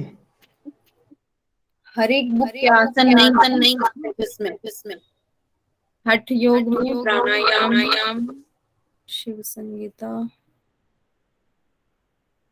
मैम, हाँ बोलिए। अभी हट्ट रत्नावली में जो आगे प्रमुख वाले आसन जो दिए, जिनका सिर्फ वो आसन जिनका वर्णन दिया हुआ है, तो वो शायद इम्पोर्टेंट होंगे। तो ये बस बताने के लिए उन्होंने नाम दिए, तो इतने तो कोई याद भी नहीं रख पाएगा। तो जिनका वर्णन दिया है तो वो हम लोग कर लेंगे बाद में, जो आगे इम्पोर्टेंट दिए हैं। नहीं, हाँ आसन पूछा है। देखिए ये सेकंड वाला बिंदु दिख रहा है आपको, ये हठ योग के ग्रंथों में आसन पूछा है कौन कौन से टेक्स्ट के अकॉर्डिंग। तो इसमें बता रखा है, हठ प्रदीपिका, हठ रत्नावली, शिव संगीता, वशिष्ठ संगीता, घेरन संहिता में विभिन्न आसनों के लाभ। ठीक है, उतने नाम तो आएंगे ही ना जब लाभ पूछे हैं, तो सावधानियां और उनके प्रतिकूलात्मक कॉन्ट्राइंडिकेशंस क्या हैं उनके, और उनके अनुकूल क्या निर्देश हैं, वो सब चीजें। ठीक है, हाँ मैम, और लाभ क्या करना है, उसमें क्या नहीं करना है, ये सब चीज आपसे पूछा जाएगा। लेकिन हठ रत्नावली का भी दिया हुआ जिक्र। मैम इसमें जो IMP 10 है ना, प्रमुख 10 आसन बताएं, वही जी पढ़ना है इसे। मैम। ऐसा मतलब लिखा नहीं है यहाँ हाँ, पर। आगे वाले जो श्लोक है ना मैम, तो उसमें कोई तो 10 इम्पोर्टेंट है बोला है, और उसमें भी 4 इम्पोर्टेंट है। तो आगे जो जो आसनों का वर्णन आएगा तो वो हम लोग कर लेंगे फिर। वो तो कर लेंगे। मैं अभी तो फिलहाल इंट्रोडक्शन में जो नाम दिए हैं एटलीस्ट वो तो पता होने चाहिए ना, क्योंकि ऐसा तो है नहीं कि वो बुक का पार्ट नहीं है। आसन का ये तो सिलेबस में भी नहीं दिए गए ना इतने सारे आसन, जो है 10 आसन माने गए हैं वैसे तो। बोल रही हूँ मैं, उतना ज्यादा इम्पोर्टेंट नहीं है। एक बार पढ़ लेते हैं फिर भी थोड़ा सा दिमाग में बैठ जाए, बाकी मेन यस वाला मैम, इम्पोर्टेंट आसन कर पढ़ लेते लेते हैं हम। 84 आसन है टोटल। हाँ, तो मैम इनके एट नाम एक बार थोड़े थोड़े से दिमाग में इतना तो बैठा लीजिए, जो एक नया नाम कोई आ रहा है, जैसे अब ये शिल्प सिंहासन कोई नया नाम था तो दिमाग में रहना चाहिए। अगर कभी गलती से भी आ गया क्वेश्चन तो अपना नंबर वेस्ट क्यों हो। ठीक है, तो एक बार जरूर पढ़ के जाइएगा। तो इसमें बोले हैं मत्स्येंद्र, पार्श्व मत्स्येंद्र, बंध मत्स्येंद्र, निरालंब, चंद्राख, कांठव, एकपाद, फणींद्र, पश्चिमोत्तान, शयित पश्चिमोत्तान, चित्रकर्णी, योग निद्रा, विधुनम, पादंडिन, हमसा, नाभितल, आकाश, उत्पादतल, नाभिलसित पादासन। ठीक है, और भी हैं अभी। वृश्चिकासन, चक्रासन, उत्फालक, उत्तान कूर्म, कूर्म, बद्ध कूर्म, नार्जव, कबंधासन, गौरक्षासन, अंगुष्ठ, मुष्टिक, ब्रह्म प्रसादित, कुकुटासन के 5 प्रकार। ये पूछा जा सकता है कि इसके 5 प्रकार कहाँ मिलते हैं, तो कुकुटासन के 5 प्रकार हठ रत्नावली में है। पंचचूली, कुक्कुट, बंधचूली, अकारित, एक पाद कुकुटासन। ठीक है, इतने सारे नाम याद करने की जरूरत नहीं है, ये बहुत लेस इम्पोर्टेंट है, बट ये जरूर आप याद रखिए किसके कितने प्रकार हैं। थोड़ा सा मतलब कुछ आ जाए एग्जाम में तो छोड़ने से अच्छा है कि नाम याद ना भी हो भले ही, तो एक कितने प्रकार हैं इसके ये जरूर याद रख लीजिएगा। मैंने नहीं किया, टू बी वेरी फ्रैंक, मैंने नहीं किया था। जैसे पूछ देंगे मत्स्येंद्र आसन का कितने प्रकार है, हाँ, या फिर कुक्कुट आसन के कितने प्रकार हैं। मैंने ये सब कुछ भी नहीं किया था। मुझे हमारे जो भी गुरुजी हैं उन्होंने यही बताया था। ये सब बहुत मतलब ये सब इम्पोर्टेंट नहीं है। मैम तो क्या आप लास्ट में इम्पोर्टेंट जो कुछ है वो बताएंगी कि बस बुक का ही चलेगा? बुक का तो चल ही रहा है, इसके अलावा मैं आपसे बोल रही हूँ आप नोट्स बनाइए और व्हाट्सएप पर शेयर कीजिए, चाहे वो वॉइस रिकॉर्डिंग करके या फिर टाइप करके या फिर लिख कर फोटो खींच कर, उसका कैसे भी कीजिए। अगर उसमें कहीं कोई कमी होगी तो मैं बताऊंगी, अदरवाइज सब कुछ तो चल ही रहा है, इसमें सारा कुछ तो कवर हो ही रहा है।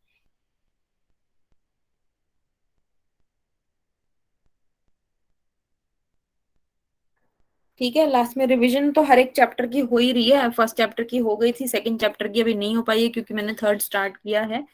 लेकिन कल की क्लास में यहाँ आज तक जितना भी होगा कल उसको रिवाइज करेंगे। ठीक है, रिवीजन के टाइम पे मैं सिर्फ इम्पोर्टेंट ही बताऊंगी। तो जो इम्पोर्टेंट है उनको हाँ, रिवीजन में मैं डीप में रिवीजन थोड़ी कराऊंगी, जो इम्पोर्टेंट है एग्जाम में के लिए उतना ही रिवीजन में कराऊंगी मैं। अभी तो हम सारा पढ़ रहे हैं ना।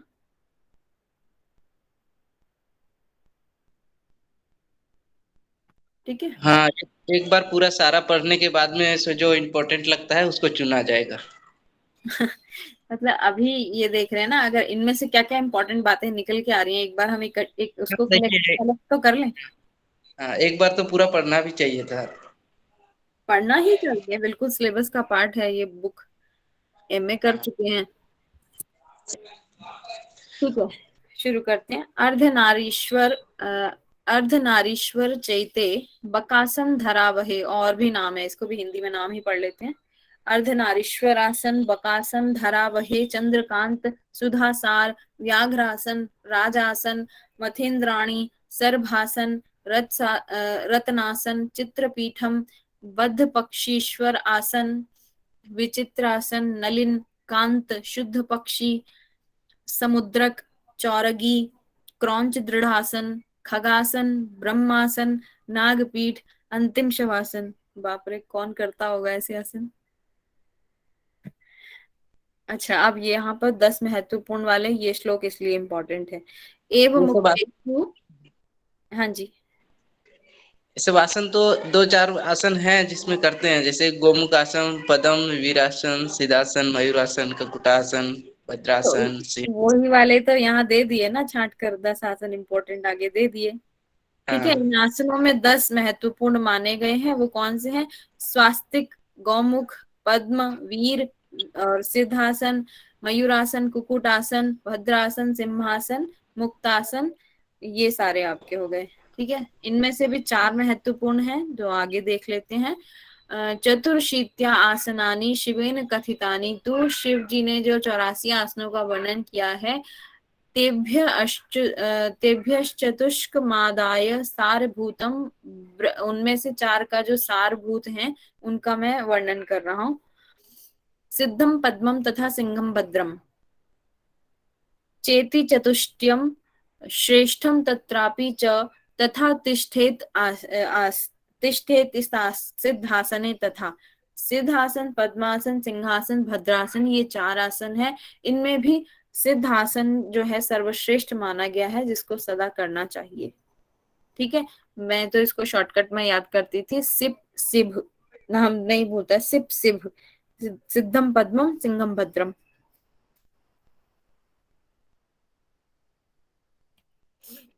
अब सिद्धासन के बारे में बता रहे हैं। टेक्निक वैसे उतनी इंपॉर्टेंट है नहीं, उसमें पूछी नहीं है सिलेबस में, आपके लाभ ही पूछे हुए हैं। यौनिक स्थानम, अच्छा हिंदी में ही पढ़ लेते हैं, ये कोई खास इंपॉर्टेंट है नहीं। सिद्धासन, एक पांव की एड़ी को सीवनी में अच्छी तरह से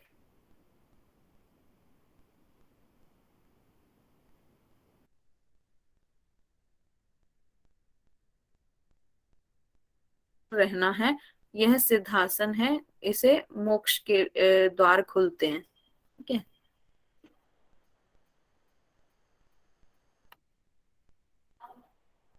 दूसरे मत में क्या बताया है? बाईं एड़ी को शिश्न के ऊपर रखना है और दाईं एड़ी को बाईं के ऊपर रखना है। सिद्धों के अनुसार यह सिद्धासन है। इसी सिद्धासन को अन्य लोगों ने वज्रासन, मुक्तासन और गुप्तासन कहा है। ये इंपॉर्टेंट है, तीनों नाम वज्रासन, मुक्तासन और गुप्तासन इसके नाम हैं, पर्यायवाची हैं सिद्धासन के। अब इसमें कोई संदेह नहीं कि ब्रह्मचारी, मिताहारी, त्यागी, योग पारायण, ये जो 3 क्वालिटीज हैं, अवदार दूर्व भवेत सिद्धो नात्र कार्य विचारण, मतलब इन ये जो लोग हैं इनमें जो भी अवधा ध्रुव, मतलब 1 वर्ष के बाद इनको योग में सफलता मिल जाती है, इसमें कोई संदेह नहीं है। किस किस को? जो ब्रह्मचारी है, जो मिताहारी है और जो त्यागी है और जो योग का पालन करता है। सिद्धासन के समान कोई आसन नहीं, केवल के समान कोई कुंभक नहीं, खेचरी के समान कोई मुद्रा नहीं और नाद के समान कोई लय नहीं। यह हठ प्रदीपिका में भी था। ठीक है, सिद्धासन के समान कोई आसन नहीं है, केवल कुंभक के समान कोई कुंभक नहीं है, खेचरी के समान कोई मुद्रा नहीं मानी जाती और नाद के समान कोई लय नहीं है। इसके साथ ही दूसरी बात जो याद रखने वाली है, नौली को इसमें ताज बोला है और गजकर्णी को इसमें मुख्य यानी कि प्रमुख बोला है। ठीक है, या सुशोभित शब्द भी आता है गजकर्णी के लिए। भद्रासन, यहाँ भी टेक्निक है, दोनों एड़ियों को अंडकोश के नीचे सीवनी के पार्श्व में रखें और दोनों पैरों को अच्छी तरह पकड़कर स्थिर रहें। यह भद्रासन सभी व्याधियों को नाश करने वाला है। एक एक बार पढ़ रहे हैं बस टेक्निक कुछ, ताकि जो आप प्रैक्टिस करते हैं वो थोड़ी सी लिखने में कैसी होती है उसको देख लें। बाकी टेक्निक पूछी नहीं गई है। अथ सिंहासनम, एक सेकेंड होल्ड कीजिएगा, एक सेकेंड।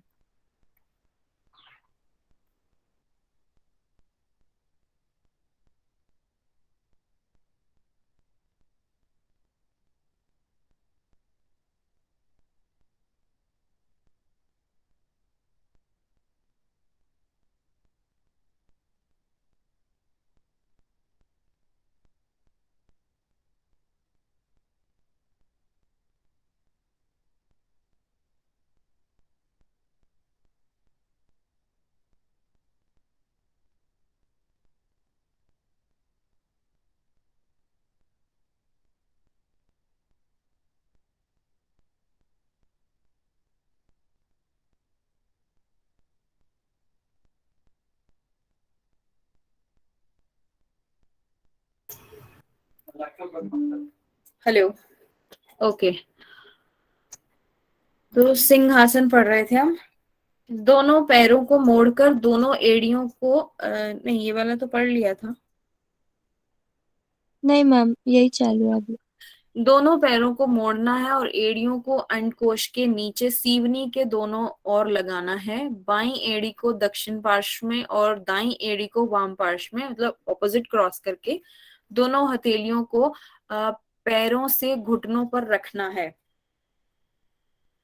दोनों पैरों के घुटनों पर रखना है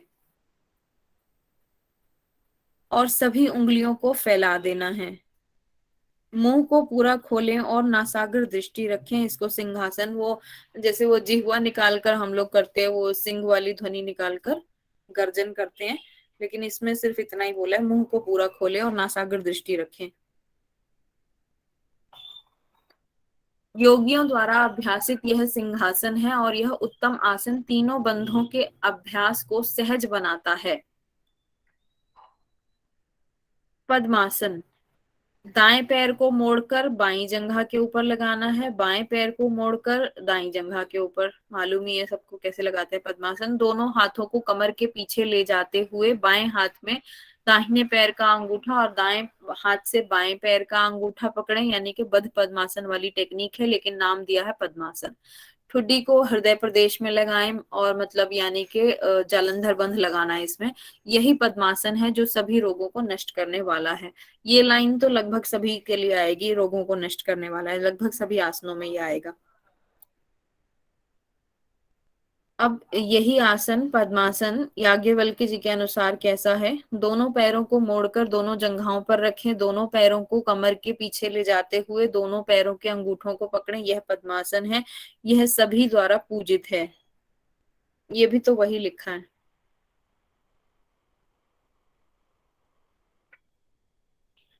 दत्तात्रेय के अनुसार क्या है? दोनों पैरों को मोड़ना है और दोनों जंघाओं पर रखें, दोनों हथेलियों को ऊपर कर दोनों जंघाओं के बीच रखें, नासाग्र दृष्टि रखें। अच्छा, इसमें तो दूसरी टेक्निक बता दी, दोनों हाथों को जो है वो जांघों के बीच से बाहर निकालना है और जीभ को अग्र दांतों के पास कठोर तालू पर लगाना है, वही फोल्ड करना है जीभ को। ठुड्डी के हृदय प्रदेश में लगाकर, मतलब जालंधर बंध है, और प्राण को धीरे धीरे ऊपर उठाएं। यह पद्मासन है जो सब प्रकार के रोगों को दूर करता है। सबके लिए इसको प्राप्त करना दुर्लभ है, केवल बुद्धिमान ही इसे प्राप्त कर सकता है। दृढ़ता पूर्वक पद्मासन लगाना है। दोनों हाथों को संपुटित कर छाती से लगाकर अपान को यत्न पूर्वक बार बार ऊपर उठाएं। जो अपान वायु है, मतलब लोअर एब्डोमेन, जो हमारे अधोगामी शरीर में रहती है, उस वायु को हमें ऊपर उठाना है ताकि यह प्राण में मिल सके, मतलब प्राण और अपान का मिलन करना है। सर्वशक्तिमान में ध्यान लगाएं, परमात्मा में ध्यान लगाना है। इससे अतुलनीय ज्ञान की प्राप्ति होती है और साधक शक्ति के पता नहीं, इस प्रैक्टिस को करने से अतुलनीय ज्ञान की प्राप्ति होती है। पद्मासने स्थितो योगी नाड़ी द्वारेषु पूरयेत। अच्छा, पद्मासन में बैठकर यदि योगी इन दोनों नासिकाओं से पूरितम ध्रियते यस्तु न स मुक्तो नात्र संशय। इसमें कोई डाउट नहीं है कि जब पद्मासन में बैठकर योगी दोनों नासिकाओं से पूरक करता है और पूरक करके फिर कुंभक करता है तो इससे मोक्ष की प्राप्ति होती है, इसमें कोई डाउट नहीं है। अथ मयूरम, मयूर की टेक्निक, मयूरासन की। दोनों हथेलियों को भूमि पर अच्छी तरह स्थापित करना है। दोनों कोहनियों को नाभि के दोनों ओर लगाकर दंड के समान शरीर को ऊपर उठाएं। जैसे आप प्रैक्टिस करते हैं सेम वही टेक्निक है। मयूरासन शीघ्र समस्त रोगों का नाश करता है। इसके अभ्यास से गुल्म और उदर आदि के रोग दूर होते हैं। ये शरीर की जठराग्नि को, गैस्ट्रिक फायर को बढ़ाता है, जिससे कि विष, अधिक भोजन और विषाक्त पदार्थ भी पच जाते हैं। विष वाला और बताइए, और कहाँ पर आया था? हट्टू दीपिका में मैम। नहीं, इसी बुक में। और कौन सी योग मुद्रा, प्रैक्टिस में आया था? मुद्रा में था। कौन सी मुद्रा में था? महामुद्रा। महामुद्रा में और भस्त्रिका में। और एक प्राणायाम है, कौन से प्राणायाम में आता है? शीतली प्राणायाम। सूर्य भेदी प्राणायाम। क्या वहां पर भी विष को पचाने वाली बात की गई है। कृमि दोष और विष सारी चीजें बताई थी ना उसमें भी। रिवाइज नहीं करते हैं आप लोग। ठीक है। अब जब मयूरासन का अभ्यास दंड की तरह करते हैं तो यह दंड मयूरासन कहलाता है। जब इसका दोनों ओर से अभ्यास करते हैं तब यह पार्श्व मयूरासन कहलाता है। मतलब एक एक हाथ के सपोर्ट से करते हैं तो ये पार्श्व मयूरासन कहलाता है। या फिर मतलब एक हाथ के सहारे वो टेढ़ा होकर करते हैं। जब इसका अभ्यास पद्मासन में करते हैं, पद्म मयूरासन लगाया जाता है, तब यह बद्धकेकी कहलाता है। पिंड मयूरासन इतना सारा पढ़ने की जरूरत नहीं है। ये पिंड मयूर और ये सब अगर कहीं कोई लाभ वगैरह है तो उसमें ढूंढ के पढ़ लेते हैं। पैर के सामने फैलाएं, दूसरे पैर को मयूर की तरह रखें, पिंड मयूरासन है, सब रोगों को दूर करता है। एक पैर को बाहर फैलाएं, दूसरे, इतने सारे टेक्निक है मयूरासन की, इसको स्किप करते हैं, ये सब जरूरी नहीं है। धनुरासन, दोनों पैरों के अंगूठों को दोनों हाथ से पकड़ें, इनको खींचकर कानों तक ले जाएं और फिर यही धनुरासन है। स्वास्तिक आसन, दोनों पैर के तलुओं को घुटनों और जंघाओं के बीच में अच्छी तरह से स्थापित करना है। ये सब पढ़ लीजिएगा, सिंपल टेक्निक वही जो हम करते हैं, कुछ भी अलग नहीं है। गौमुखासन भी वही लिखा है, गाय के मुख के समान इसमें आकृति बनती है, जैसे आप लगाते हैं सब। वीरासन, पैर को मोड़कर दूसरे पैर की जंघा के ऊपर रखें, दूसरे पैर को मोड़कर पहली जंघा के नीचे रखें, ये वीरासन है। मैम, हाँ बोलिए। जो गोमुख आसन है उसमें हठ प्रदीपिका में हाथों को ऊपर करते हुए नहीं बताया है। तो जैसे हाँ हाँ बोलिए। तो इसमें भी है क्या हाथ को, जैसे गोमुख आसन दो प्रकार के होते हैं। आप देखिए ना, यहाँ कुछ भी नहीं लिखा टेक्निक में, वही लिखा है दाएं पैर को मोड़कर कमर के बाईं ओर रखें और बाएं पैर को मोड़कर दाईं ओर रखना है, फोल्ड करना है लेग्स को जैसे करते हैं, बस। हाथों के लिए नहीं बोला यहाँ पर। अभी जो है ना कर रहे हैं हम, वो सब टाइप है, उसके ऊपर प्रकार कहते हैं ये सब मॉडिफिकेशंस है जो वो, करते हैं। मॉडिफिकेशंस है वो, यहाँ पर कुछ नहीं दिया, टेक्स्ट कुछ नहीं बोलता है हाथ उठाने के लिए यहाँ पर। अच्छा, जैसे बाएं हाथ को पीछे साइड से लेके गए और दाएं हाथ को बुझ ऊपर से रही ले है, जाके वीडियो को आपकी बात पकड़ने का। समझ रही हूँ, ये सब टेक्स्ट में नहीं लिखा है। अच्छा, ठीक है अभी भाई। तक जितने टेक्स्ट पढ़े हैं उनमें नहीं लिखा है, वो मॉडिफिकेशन कराया जाता है हमें। हाँ, ठीक है, वही कंफ्यूजन तो टेक्निक। की। हाँ हाँ, मैं गोमुख आसन का बोलिए। ऐसे हम कराते हैं कोई कोई, और इसमें कहीं भी बुक में नहीं दिखा है अब। हाँ नहीं लिखा है वैसा कहीं भी। मैम बोलिए। मैम जैसे अभी आपने बताया ना सूर्य वेदन प्राणायाम से विश्व का नाश होता है, तो मैम हाँ सूर्य वेदन से नहीं होता है, वो शीतल प्राणायाम से होता है। ओके, ठीक है, चलो अच्छी बात है।